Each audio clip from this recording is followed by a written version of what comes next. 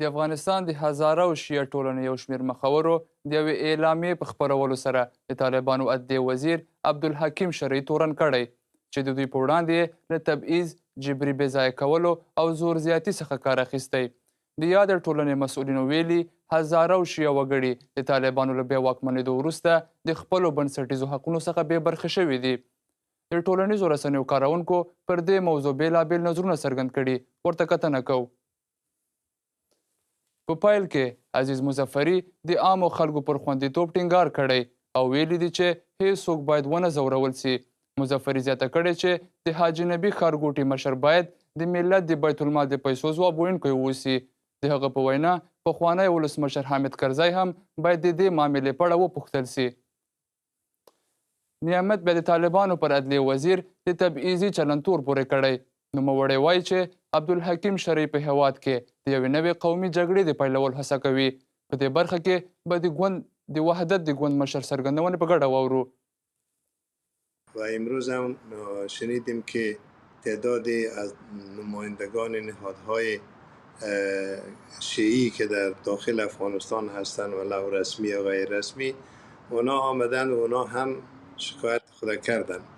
ولی بحث است که تنها ما طرف ما وزیر عدلیه نیست، طرف ما نظام طالبانی است، نظامی که خود امارت اسلامی نام میکنن. طرف مقابل ما کلیت نظام است. نمیتونه که یک آدم به تنهایی خود بخیزه و یک جنجال برپا کنه و یک کار خود سرا نکنه.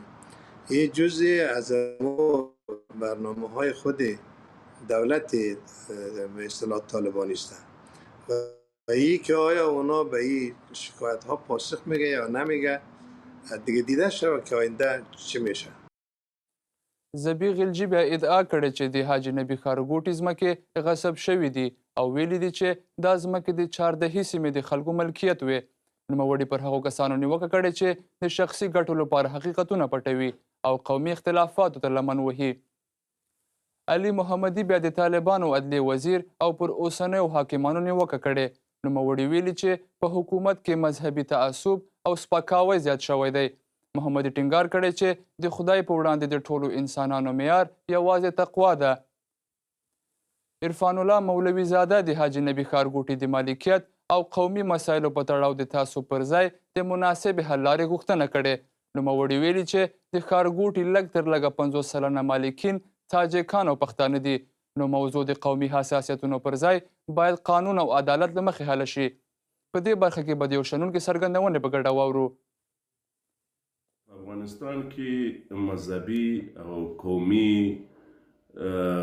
سمتي مسایلو ته لمن وهل دا د هیڅ چا او د هیڅ لوري په ګټه نه دی. اوسنۍ موضوع چې په افغانستان کې بالخصوص د هزارهګانو ورونو په مورد جوړه سوې ده باید چې د دوی سره داسې یو چلن وسي چې دوی د دې مملکت اتباع دي او ټول کارونه د خپل ملت او د خپلو خلکو مطابق هره موضوع چې په تفاهم حل سي او دې ته زمینه برابره نسي چې په افغانستان کې د مذهب په نامه د قوم په نامه او د سم په نامه نور اختلافونه ایجاد سي.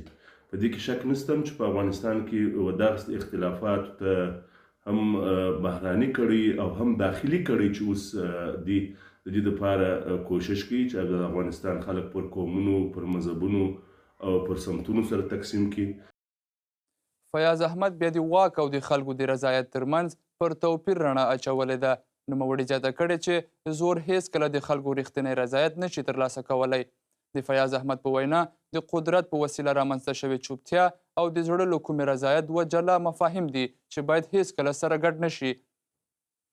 او په پای کې عبدالصمد ویلي چې دولتي ځمکو موضوع په شیعه، سني، هزاره، پښتون او تاجک پورې هیڅ تړاو نه لري. هغه زیاته کړې چې د څو ښارګوټو ځمکې دولتي اعلان شوي دي او باید بیرته دا ځمکې دولت ملکیت وګرځي. این بود بخش رسانه‌های اجتماعی امروز. افغانستان اینترنشنال خانه برای صدای شماست. پس گفتنی ویدیوهای خود را به شماره 0044 73 4000 6000 بفرستید.